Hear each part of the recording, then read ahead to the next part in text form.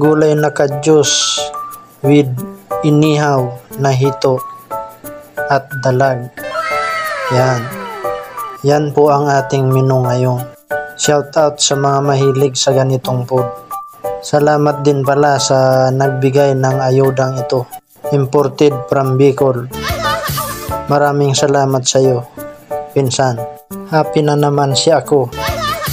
Pati ang mga konsumisyon ko sa buhay. Hindi naman lahat konsumisyon. Mayroon din ilan na mas matindi. Hindi, joke lang. Mayroon din naman ilan na okay. At yung iba naman, talagang padadamihin yung puting buhok mo.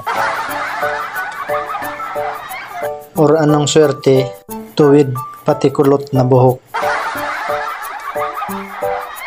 Pinagbukod ko lang ng kaunti si Commander Attitude dahil kumakain din siya nito. Sa puntong yan, nag-uumpisa ng gumanti ang isang api. Kahit ngungo, mapapasipol sa dami ng sili. Dadagdagan ko pa sana. Ang problema, madadamay pati si ako. Ganon pa man, happy pa rin ang lahat. Nice. Ang importante, mahalaga. Kain tayo guys. Maraming salamat nga pala sa mga viewers at followers ko na walang sawang sumusunod